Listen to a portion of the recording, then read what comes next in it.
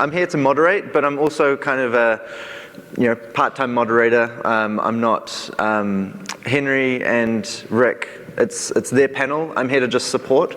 So I'm going to hand it over to Rick to give a bit of a background of how the inception of this panel came about. And I'll be here to just join the conversation. So, Rick. Yeah, I guess we'll do quick intros on the off chance nobody knows us. I'm Rick Stemm, a design manager and narrative director at Pickpock. I've been in New Zealand for about 6 years. Proud to say I have my permanent residency here. So New Zealand is home. It's wonderful. Thanks, guys. And I have a really diverse background that includes instructional design, arts education, indie game design, indie arts, including theater, performance art, technical stuff, some early weird AI stuff. I've been a consultant, worked for startups and large companies. I have a degree in film, which I've never used. And one of the running threads in all of those things is indeed storytelling and communication, what we'll get to. So give them a brief intro, Henry, and like fucking plug yourself, man. Don't be shy. Hey. And I'll talk about the topic. Kia ora, ko Henry aho. I grew up in Wellington. I moved to Dunedin. I got into games in about 2007 when somebody rang me up and said, hey, you're a writer, aren't you? I'm like, yes, I am a writer. Do you want to write video games? And I'm like, sure, give that a shot. Because my background is basically across everything. I think I've got this sort of life challenge, which is basically, can I do every single writing form that exists? And right now I'm doing games. I run deep field games. We make Abiotic Factor. I write Abiotic Factor from Dunedin with a remote team around the globe.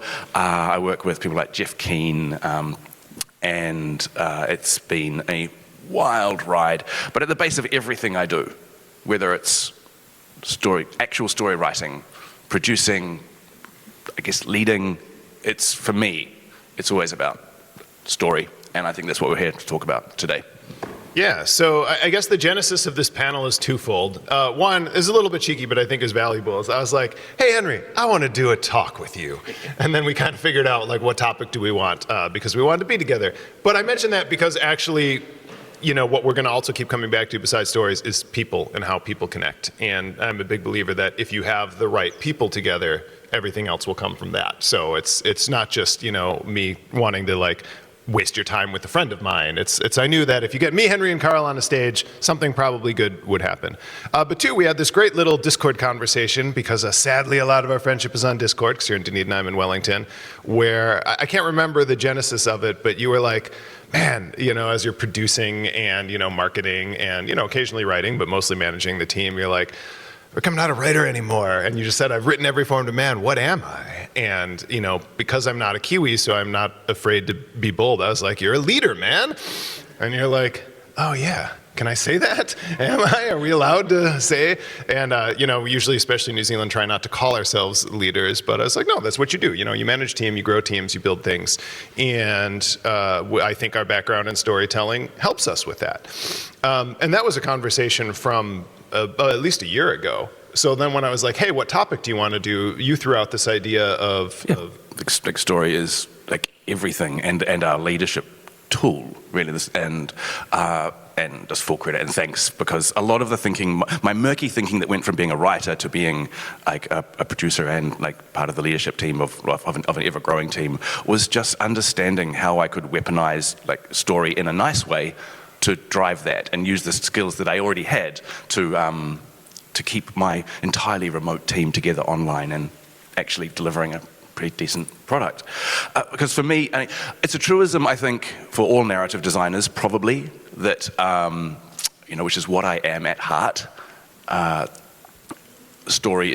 Narrative is everything. Everything is narrative. But unless you are sort of like maybe working in that field, it's not always obvious to people outside that what that even really means. It's like, yeah, that's a nice thing to say. The sky is blue, blah, blah, blah.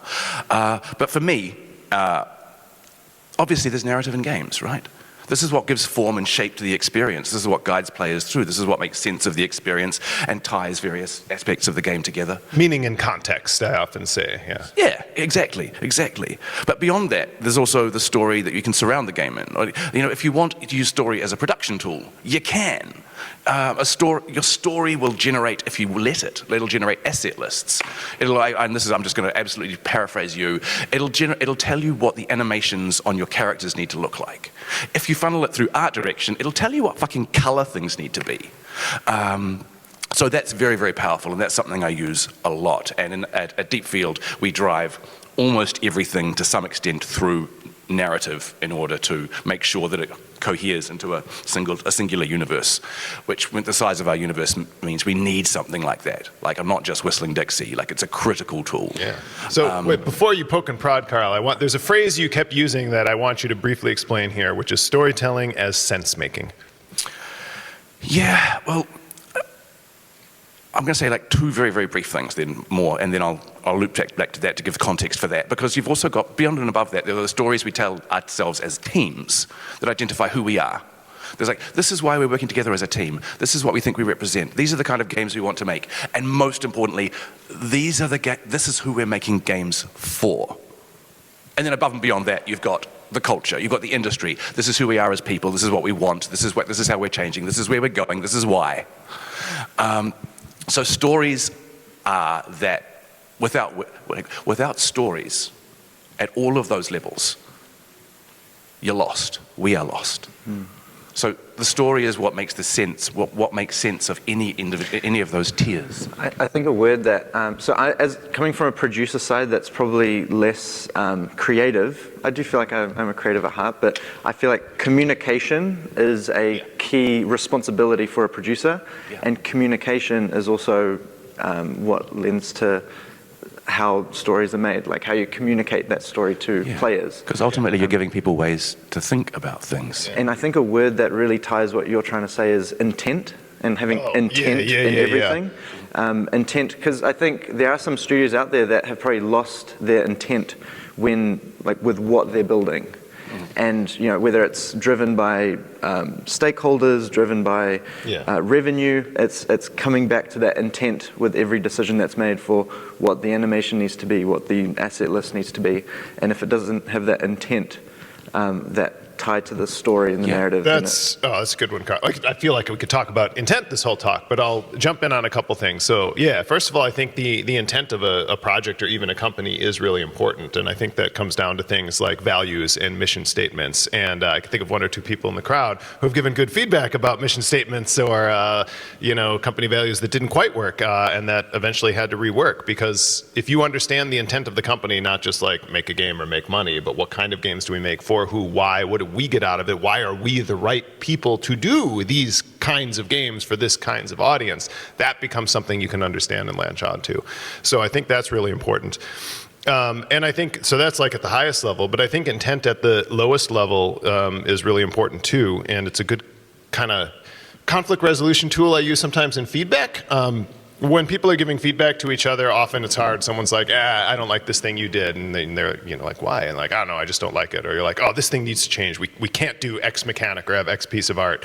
And they're absolutely certain, but you're like, that's key. So the advice I often give people is well, actually, what is the intent behind their feedback? Is it actually that they don't like X mechanic? Or is it that they feel that it's missing, the intent of the feedback goes back to the intent of the game. Do they feel that the mechanic is missing the experience pillars? We have an experience pillar about feeling powerful, and this mechanic makes you feel weak. Or, actually, this art asset is really good. I'm just worried that the art pipeline will not support us continuing to make these art assets for every level that we have. And so going like, what do you mean by this feedback? What's the intent, not just that specific piece of feedback? I think Simon Sinek is a great leader that ties in a lot of storytelling frameworks, and one exercise he has is the 7 whys. You ask why 7 times to really get to the core of what the truth is of what you're trying to do. Oh yeah, that's a good one. Yeah, and that's like, you've probably all seen that circle. Well, if you haven't, it's basically just like, is it why, what, how? And it's like, you start in the middle with the why, which is the story. Like, why are we doing this again? Like, where are we going? And then it's like, okay, cool. And then you move out. And it's like, what are we doing? Like, what is this thing? And the why drives the what. And then we move further out. It's like, well, how are we going to do it? And then the what drives the how.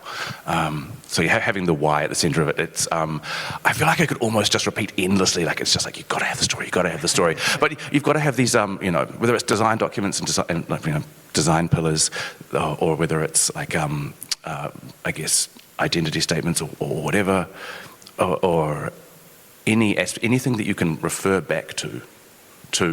Constantly, you know why we're discussing this thing. This is why. Yeah. And ultimately, those are the things that will hold your product together and guide it.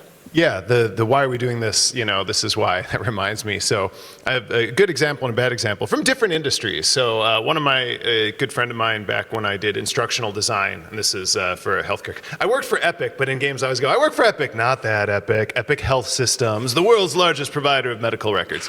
And one of our instructional designers used to be an actor and had some bit parts in Hollywood movies, and he would always tell the story about his acting coach. And like the main acting coach he had, and he'd be rehearsing a scene, and the acting coach would be like, no, don't do it that way, do it this way. And then Paul would go, why? Why do you want me to give that kind of reading? And every single time his acting coach would go, 30 fucking years of experience, that's why! Which is like the worst, like because I said so is the worst why in history. And like that always made me laugh, this like asshole teacher, but I think people a lot of get that. Why because we've always done it that way, because I said so. I don't know why. Like that's not enough. Yeah. It really isn't. It has to be from like a producer's role, a manager's role, a leader's role, as I see it, is to continually be telling the story about why things are happening and communicating it to people. So like, even if they don't necessarily like the result, they understand why we're doing it. Yeah. And that for me is also, that's a really strong, I'm not going to say conflict resolution tool. I'm going to fall back on being like, I'm coming at this as a bit of a New Zealander. We don't really like conflict. I do work with Americans these days a lot, and so I'm much better at being direct and we can just be like, no, this is what I'm saying. Listen to what I'm saying. Like, listen to the content. And this is how I feel. I'm doing this kindly. I try not to use that, actually. I try to be, for reasons that maybe... I'm just making fun of Americans. Never hide my feelings. But if you can continually be telling the story about why a thing is happening, whether it's a small design decision or some larger company direction, and people understand the reasons why, there is less conflict. There's less conflict when people comprehend the reasons of things, which is basically story. It's cause and effect, right? Yeah, and from another left field thing, I've done a lot of martial arts, and my favorite is Wing Chun Kung Fu because it had so many whys. Like every single, like I've done other martial arts where it's like, why do I swing the sword that way? And they're like, because it's in the kata, and the kata is 100 years old, so fucking shut up. And in Wing Chun, it was always like, why do I punch this way? And it's like, let me show you. Here, stretch your arm out. Can you feel how your bones are aligned? You do that because you get strength behind your bones. Hey, you've studied geometry, right? Look at this distance. If you move your arm this way, that's a circle. And here's the geometry for the distance on a half of a circle. But here's the geometry in the straight line. You can see it shorter. And hey, can you see how your momentum all lines up when you move this way? And I'd always get these like physics and anatomical and like other things going why. And I was like, And to go back to intent, that also tied into the philosophy. Like they would break it down and go, here's the physical and anatomical reasons we do each of these moves. But they would go, don't worry about the moves. Wing Chun is a philosophy. The intent of Wing Chun is that you're adaptable. You react to what the opponent gives you. You're always going forward. And so they would go, here's the moves. Here's why you do it. Here's how it ties back into that philosophy of always adapting to your opponent, always moving forward. And then it just like, it was so easy to understand.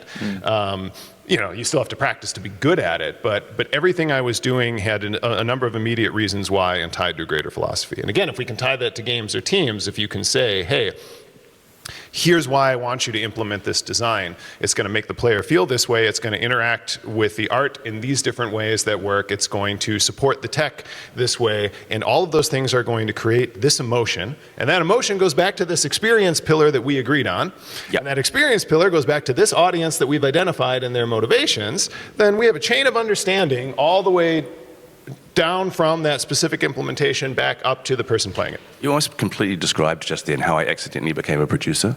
I was working for Rocketworks in Dunedin, which was founded on some really great ideals that didn't quite pan out in practice.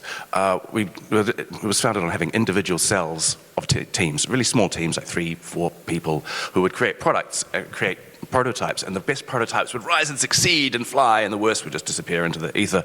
But there were no real producers around. There was no one kind of telling the stories, connecting the things, and making sure that everybody was on the same page, or just, I guess, just, you know, carrying it forwards gently. I'm a narrative designer. I came in, and because I believe, like, to do the job of a narrative designer, you pretty much have to understand how every single part of the machine works. You need to know. You need to be talking to the animators, talking to the artists, talking to the tech, talking to the UI. You know, talking to, let alone the people who are actually making the, you know, the game itself, the programmers, and, like, you know, what are the mechanics here, the designers, how does this work, so that you can provide the glue that stitches all this stuff together. And then, because ultimately I was the only person doing that in the studio, people would start coming to me and asking, like, "Oh, what's going on here? What are we doing here?" And I'm like, "Well, I can tell you." And we'll go talk to this person. And suddenly I was the producer. Like, that's almost literally what happened.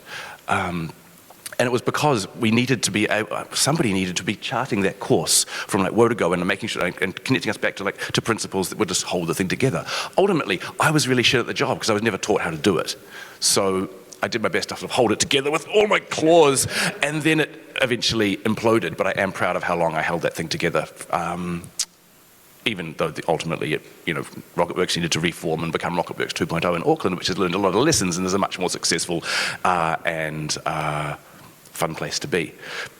Yeah, so, like, that's, like, you even describing that arc gave me a little bit of PTSD, but again, I think this is why narrative designers also can make good producers, and why story can drive production. I'd like to throw a use case to both of you to understand how you'd mentally resolve it. So a team has to deliver a big update that you've planned 3 months of time to do. It gets to 2 weeks before the deadline, and it's not ready yet. The conflict is that, like, you know, stress is mounting. Things are starting to become chaotic, and intent is kind of being lost because people are just focusing on doing the work. I guess in those moments, what kind of triggers in your mind for how the best way to navigate that time of potential burnout, potential crunch is? I mean, at the top, it'd have to be just like a high-level story about how we're going to approach this, and why it's going to be, how we're going to make it all right. Yeah. What I really like are war room sessions. A war room session where you just call all of the stakeholders, all of the leads into a room, and you just, you know, get the whiteboard out and you say, this is what we're dealing with, and you don't leave until you've got a plan. I think a plan is a story. A plan is a story. And what that made me think of is, like, when I'm talking about pitching and stories, I always go back to, like, Aristotle and poetics, and a story has to have a beginning, a middle, and an end. And that's what that made me think of, because if you're in that situation, you actually need a beginning, middle, and end. Because what's happening there is you're stuck in the middle. It's endless middle. You're just working, you don't fucking know why. So if you can go back to the beginning and go, here's why we're here, all right? We said about this for this audience, and we got here because of this. It's nobody's fault, but hey, we ran into this problem, remember, and there were some sicknesses, and, you know, we had to pull this person off the team for this other thing, so that's why we're here. And then it kind of helps and goes, okay, yeah, we're not just dumb, we had these problems. That was the beginning that got us here. But then, in terms of that plan and roadmap, to me, I think that endpoint and result is really important, is going, this is what we're shooting for. You know the end. Yeah, and maybe it's not great, but you can still build around that. And I do have to take a sidestep and go, you're not always the decision maker here, right? You may not love the end. It may be coming down from a CEO or producer or creative director or whoever, and you can't actually affect the decision. But if you can go, okay, here's the end. The end is we are going to delay the update, and that's going to push back some other things, but that's okay. We've talked to marketing, and they're going to work, and they're going to push back the featuring date to match with the date pushback, so it's going to be okay. The delay is going to be okay. Or, hey, we're going to release it in its broken form. But that's okay, because there's going to be another update later where we fix it, and we've talked to our community manager. So now people can see the endpoint, right? This is going to happen, and it may not be perfect, but here's the things we're going to do afterwards. And then they can hopefully picture that result and go, okay, I can see where it will eventually be there. And, we'll tell them the steps along the way. But to have that end, to not be caught in that endless, like, uncertainty. Well, I have another really interesting direction, and that's how the journey is the experience. It's, the end goal is the end goal, but if people don't like that, that's not the story. The story is how the team worked through it together, and that's what they'll remember. That's where your passion. The goal has to be there. There has to be the story about where you're going and why. I think, and this is sort of maybe like slightly off piste, but I feel like the worst situations in life where you're in the middle without a clear orientation about where you're pointed or where you came from. Basically, those points in life where you can't tell a story about what's happening. And it's like, and the most obvious example has been like someone dies suddenly, and it's like, what the fuck just happened?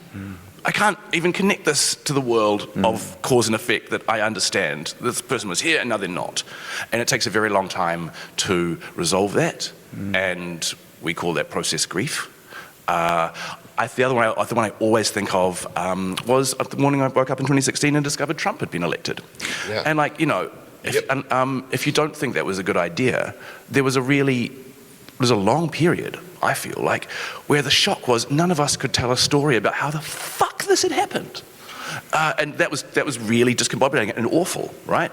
And then if people were interested, they went away, and and the world, whatever your little blue part of the world talked about it, and we gradually came to understand what had happened, and we could tell ourselves a story, and we felt better, even if it didn't resolve it. At least it wasn't this inexplicable, therefore terrifying thing. Yeah, and I will never forget hearing the news about the January 6th riots, and me and the other 4 Americans at Pickpock all just left and went and had beers, and we didn't talk. We just sat and drank beers in silence while the news was pouring in about this. And it was because of that. It's we could not understand. We know America's flawed. That's why we're here in New Zealand. Yeah, because there wasn't a framework you could put around it.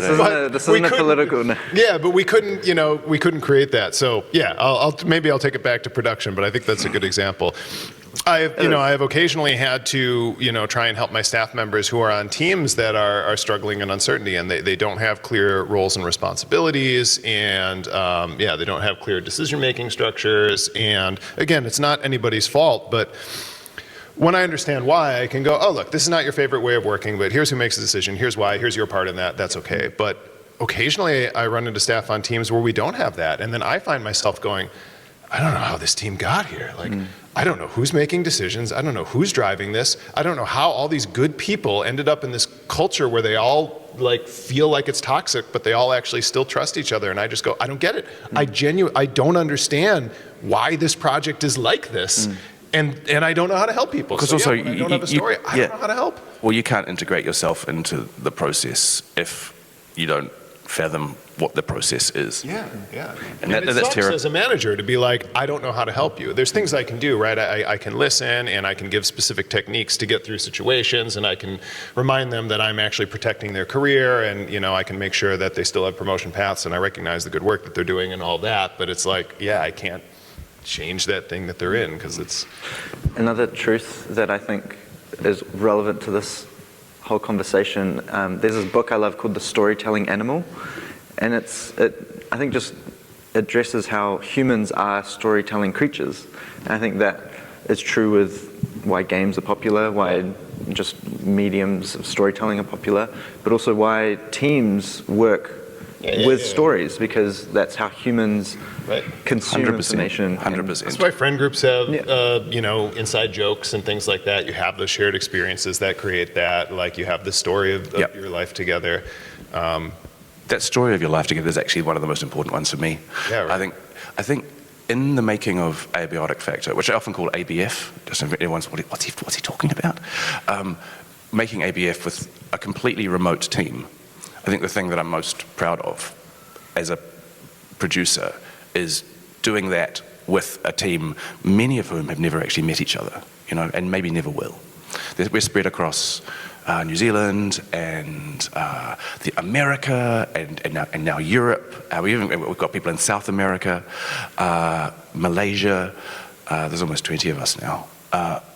Really? Yeah. That's amazing, man. That's right. You said you had grown 20. But originally I was like, well, the big. I mean, I feel like one of the first conversations we ever really had was me just like kind of not really freaking out, but talking to you, going like, how am I going to build a culture? Yeah. How are we going to actually hold this thing together? Yeah. I remember. Right. And you had that idea of gamer profiles, right? Do you remember that one? Where you asked? Oh no, totally. Yeah. You're using different language, but sorry. What kind of gamer they were? Exactly. What kind of team member they were on the squad? I don't know where I was, but it was probably. I was at PAX 2022, and I was trying to pitch ABF to Kepler, and someone made the joke. Like I was sitting there with one of their I guess reps, and she just made the joke. Game dev. It's a survival game, and I'm like. Oh, fuck. Like, seriously, and the penny dropped hard. I'm like, it really is. Because we're all like trying to work together to craft this thing, and I'll be over here doing this thing, and they'll be over here, and they'll be over here. And I'm like, my team is like it's a multiplayer squad. Right. And you went, right? Like, hey, who are you in the survival game? What do you bring to the squad? I sat down with my team and was like, okay, yeah, like, what role do you play? And it turned out everyone played multiplayer games. We'd come off the back of COVID, and multiplayer games are what kept us sane. That's what we loved and why we make these games. We make vibey co-op games because that's what we love. And so I did 3 sessions with the team, but quite short, maybe less than an hour each of them, because I don't want to bore them when we're busy and making a game. But first of all, I sat down and went okay, when you're playing multiplayer games, what role do you play? Are you support? Are you a leader? Are you the person who goes and cooks? Do you mix that stuff up? Are you an adventurer? Are you just out there like a lone wolf? And then I took that away, and then we asked okay, what do you want from your team members when you're doing this? What do you want from team members? And we talked about what everyone wants from other people in their teams when they're playing multiplayer online. And then we came back, and I went away and I synthesized it. Okay, this is what I'm seeing from each of you guys. This is what I'm hearing. So this is what I think Deep Field looks like as a multiplayer squad. And it wasn't perfect, but it was a great way to start thinking about how our culture worked. And I don't bang that drum a lot anymore because I don't feel like I need to quite as much. But it gave us a story and a framework, and it gave me a framework and a story and a way to think about my team. And maybe that was the most useful thing, because I could start cultivating that story and telling and providing ways of thinking and falling back on some of those values when there was conflict. So saying, this is failing, or that this worked really well because we did this, and remember, and there was this pillar here, it's like we trust each other. We have to, that kind of thing. I'm going to play you for a second, Carl, here, because something came up that I thought of is, so what's worse? And I want to give some examples to maybe help people. To have no story, I think that's maybe worse. Or that's the worst thing. I think that's the worst. But another bad thing is to have a bad story or a wrong story. And how that can hurt. So a couple examples. I'm gonna do this to go back to Simon Sinek, who does have some really good stuff. But the first Simon Sinek video I ever saw pissed me off so bad. Because here is the story he told. He goes up and he goes, so some of you guys might be managing millennials, right? And millennials, they always need pats on the back. They need rewards, and so if you're going to be managing a millennial, you've got to be constantly complimenting them and giving them rewards and patting them on the back and treating them. I'm like, fuck you, buddy! I am 43. I'm a millennial. I own a house. I've been married for almost 20 years. I have a dog that's older than your kids. I don't need a fucking pat on the back. I manage a team. And that made me so mad because he was telling me a story about me that was completely wrong with how I saw myself. And again, it came from a well-meaning place, right? And he is a smart dude. Guys, millennials are in their late 30s and 40s now. Can we please put that thing to bed? I think it's easier now that we have Gen Alpha. Anyway, the point is that if there is a story that doesn't resonate with you, that can be really painful. And that can manifest in things like depression and anxiety, right? Where your brain is telling you a story that's not true and that's causing you to be stressed. And I had this happen in a small way with my narrative team at one point. where we had creative values, and I think our values are quite good, and it really did gel with the team. But we had a moment where the story of our team was not meshing with one of our members. And it was a small thing, and to their credit, they brought it up to me and were like, hey, most of you guys are really loose, and that's become part of the identity of this team. We're pretty chill with communication. We're okay if people are a little late to meetings. We're okay if we might, deliver things a little early or late as long as we communicate about it. And they were like, I'm not actually okay with that. Like, I haven't said this for a while because I get that all of the other 4 of you are like that, but I'm not like that. And I went, oh, damn. Like, because it's not just about like being late is annoying. It's about, we had sort of accidentally, just through our own intuition, created an identity that was a mismatch with a member of our team, and that can be really ostracizing. So we had to go back and go, hey, actually, let's reform our values to talk about that, and can we change? And we can still manifest that sort of trust and looseness in other ways, but you know what? We actually can't manifest it in things like being late to meetings or missing communication things, because that's bad and that doesn't fit to these greater values. And that makes you feel like you're not a part of this team and the story we're telling is not you, and that hurts. And that's really critical and totally worth emphasizing, which is that I think as teams, like, we iterate on games and we iterate on ourselves. We change the story about who we are as the team has changed, because it always does, right? The Rocketworks example is a good one. When it started out, the story it was telling itself was like, we're like little terrorist cells making games, or army cells or something. And that story worked for a while, until it reached a point where we ran into the lack of production capacity, and that story didn't work anymore, because we were still telling ourselves this, but it didn't match with reality. So we sort of vaguely adjusted, and we spent a long time in I think, a kind of dev limbo of sorts. And that was really, really hard. But at the end of those 2 years, we also started kicking off Rocketworks Auckland. We started reforming. COVID had happened. We'd laid off a bunch of people just before that. And I guess at each of those stages, I would say in Rocketworks Dunedin had at least 3 different identities. The story changed. We looked at who we are. I mean, I don't think there was quite enough reflexivity, but that was one of the lessons that I learned.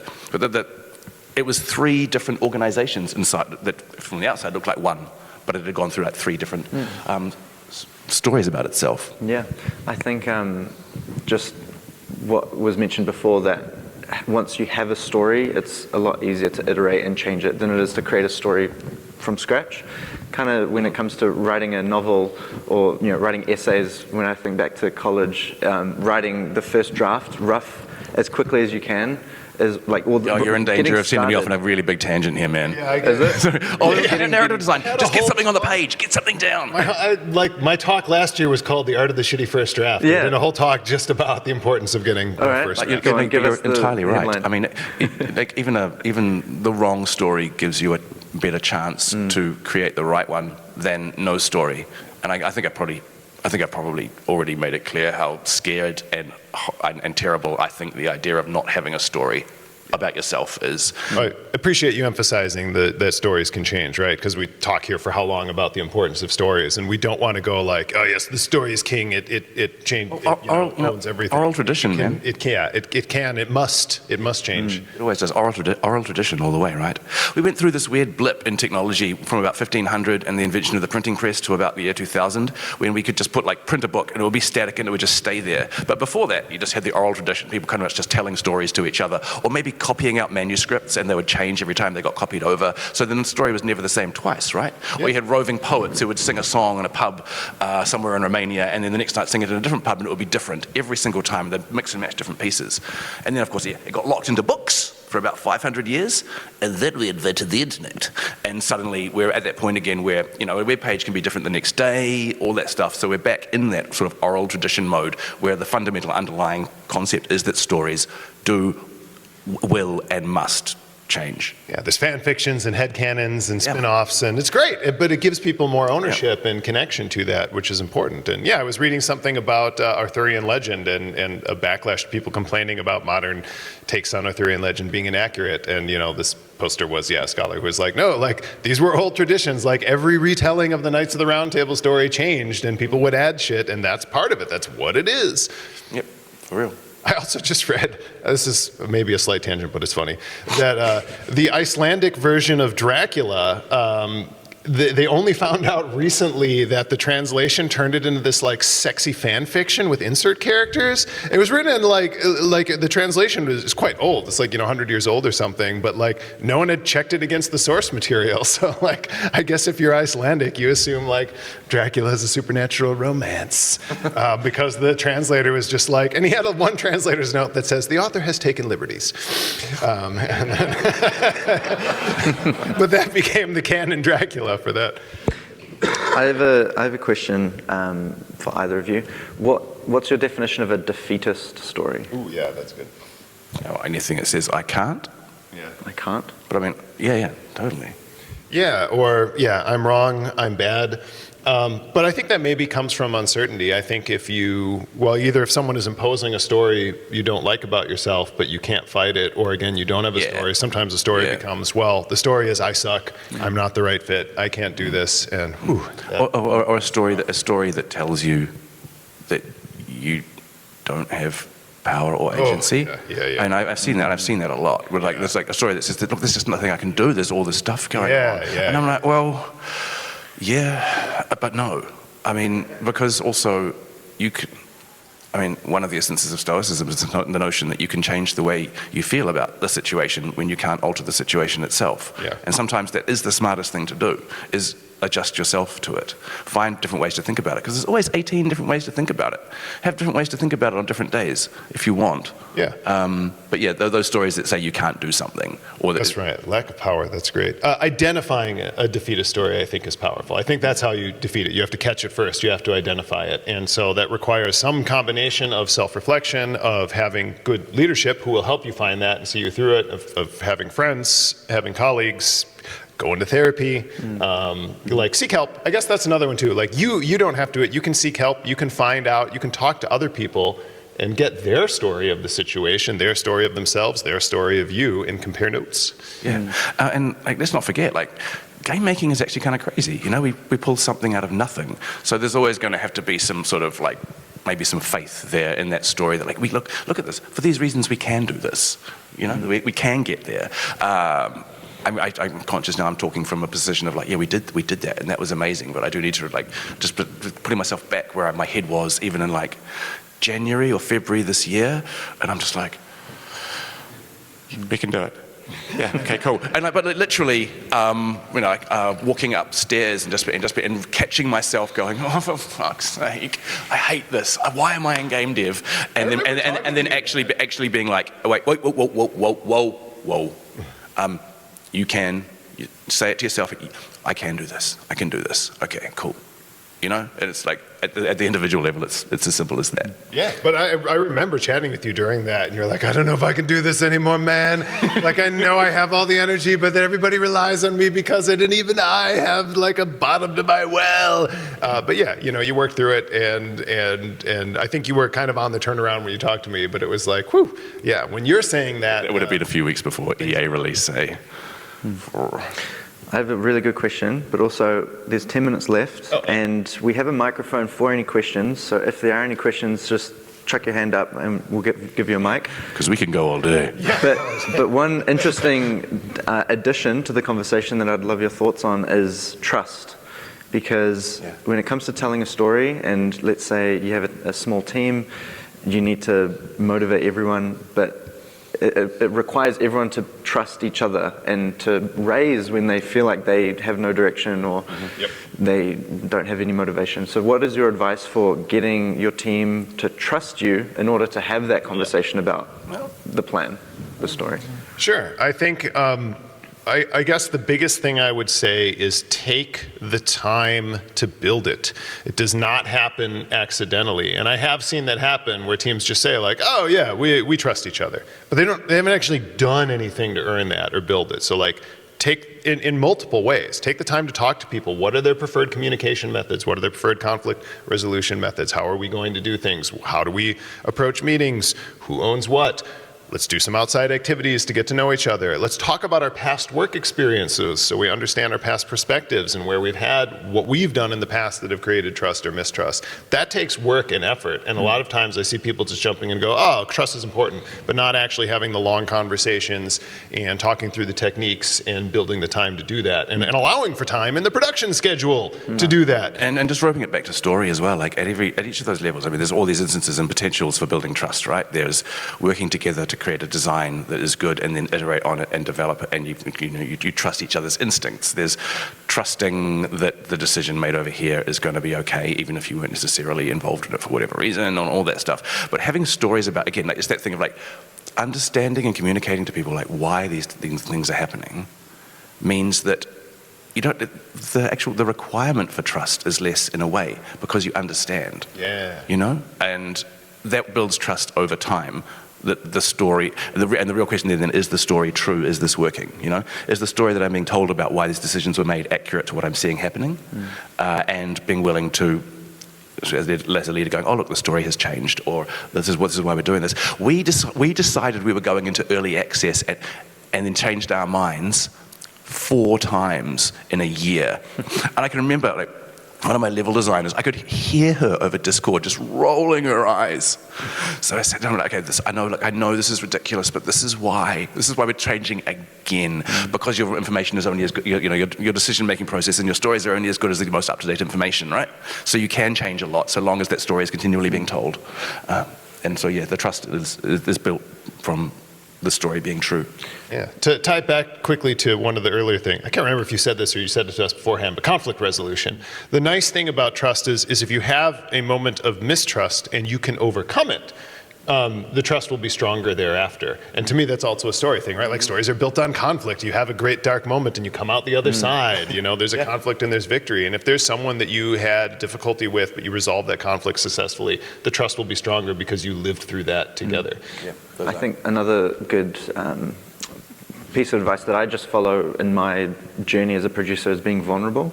Because being vulnerable, that's essential. Yeah. You give your team the opportunity to support, and you're being open with them, and that helps. I'm trying to model that as well. Kind of like a micro story, you know, on a daily basis over time. I like to think you and I do that quite a bit. I know it might be rich for me to say this because I always come off as like ridiculous and overconfident, but I also try and be pretty open about like my flaws and my frustrations, and maybe too much.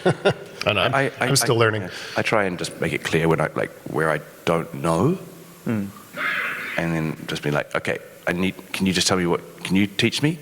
And that's a funny thing, like I've gone from like, I have just bled this entire industry for every single thing that will tell me and teach me, and all these people I've lent on, like some room in this room, and now like people come to me and ask me, I'm like, this is weird, I don't know about this. Like it's on you, bro. Hey, can we ask them if they want to ask some questions? Yeah, any questions about leadership, storytelling? Got one over here. Thank you, go for it. Then probably you can only take 1 or 2, right? Yeah, we've got 7 minutes. Hello again. Hey, Nathan. Okay, so my question is hopefully relatively simple. Coming from a background as a student currently in MDS, we have a lot of group projects, we have a lot of things where often your team changes from project to project until you get to the later years of uni. In an environment where there's no definitive producer or definitive like, okay, you're going to be the leader, you're going to do this, you're going to do this, we're hiring extra people for these positions. What advice would you give to us, like uni students or guys like me who are like, okay, you can see that there's a bit of instability within the team and you want to try and help be that guide without being a full producer. Yeah, what advice would you give for that? And that's exactly how I emerged into production. But I think of it as like leadership from the middle. I wasn't trying to tell people what to do. I was just trying to get them to talk, and then Asking why. Ask them why. Yeah, fully, and give people ways to think about things. Like if X is happening, it's happening because of Y, and just say that out, and then get that discussion rolling, and keep those discussions rolling. Really. So I think it can be done without necessarily taking on what people would consider like a traditional leadership position. It's more like just, I don't know, just holding things together a bit, which turns over time into that. Well, university is learning and experimenting, right? And so I think it's actually a really great place to allow leaders and producers to emerge organically. And so I think it's okay to step back and see who comes up. And I think it's also okay to slowly step in if nobody else comes up. And so yeah, it's definitely all right to allow it to be a little bit messy and see what happens organically. That's the point of learning. Not for too long. But yeah. And also, if there is an appointed leader and their leadership style like isn't working, I think every producer or every leader is open to working together. Like that's it's not that the leader or the producer knows what's right and wrong. It's that they're just in the position to help navigate those conversations. My God, yes. A good leader wants to learn. They want to hear what they're doing well and what they're doing wrong. They want to practice situational leadership. They want to change. And if they don't, if they're like, this is my leadership style, get on board, we got bigger problems. So yes, give them that feedback, because that's, if they truly deserve to be where they are, they're going to listen, they're going to change, they're going to adapt, they're going to change the story. Anybody else? Ben at the back. Cool. Might be time for one more. Maybe this will be it. We'll see. Hey, I think we can also agree the year's been kind of shit for the industry in some ways. What do you do when someone loses trust, like from a managerial position, not so much in you necessarily or in the company, but just in their position within the company, just and being able to sustain their own growth, their own career, without necessarily knowing where they're going because their project get cancelled or what they're wanting to do doesn't quite pan out in the way that they're wanting it to? Oh yeah, that's definitely something we deal with, and a place I've been in myself. So a couple different things you can do. First of all, again, that hopefully if they've lost trust in themselves or their place, there's still trust in somebody, hopefully ideally their manager. So that's the first step, is just, if I'm losing trust in my place, to go to my boss or even the CEO and go, this is how I'm feeling. This is rough, and I'm going to tell you how it is, and it's real rough, but I need you to know. And that helps so much. And again, I really try every day to model that for my staff, to go, even if you don't know what I can do for you and I can't, I hope you can tell me. So one, being able to just express that, say that, and have someone you can, that's huge. From there, sometimes there are practical things you can do. You can try and assign them to a different project, mix them with a different team, give them different tasks, let them learn for a bit, maybe even switch roles. So occasionally there are practical changes you can make to help them reset and make sense. And sometimes that works really well. It really was that it was just a rough project or a team, and then they restart and hit it anew on the next one. And sometimes it doesn't. But I think it always comes back to what you said earlier about what can you control, where do you have agency, and go, okay, what can't you control here, but what can you control? You've lost trust in these other things, they're uncertain, but we can control this. This is a task you can do. This is an area you can upskill in. This is a person that you can work with really well. There may be less that we can control than we like, but let's focus on what we can do. Feel free to vent to me about what you can't, and I'll see what I can do about what we can't control, but let's hone in on what we can't control. So it's, there's stories, there's like, not everyone goes like all the way through that story. They go off and sometimes they do something else. Yeah, it's not the end of the world. Sometimes it's a good thing for everybody. Usually it's a good thing, right? If someone's to the point where they need to leave, then they should leave. Yeah, I don't want to see people trapped in roles that make them unhappy, and then it's my job to probably help them find places to go. And I've done that a few times, and I think I'm pretty, all things considered, I'm pretty pleased with how that went. It's always like, what good can we make of this if we can't fix it? Yeah. And it's new stories. You actually realize that we could probably talk for another whole hour about love and how love and relationships are a story. Oh, hell yeah. But that's all the time we've got. Or we want to talk about like feeling and reason as well. I just did Strengths Finder again, and my top strengths are no longer in the creative field. I learned recently that my top strength is now apparently love. So I like that. I like that. I like love. Awesome. Great. Thanks heaps, guys. yeah. Thanks everybody. Thanks Henry. Carl. Thanks, Rick. We'll hang around outside.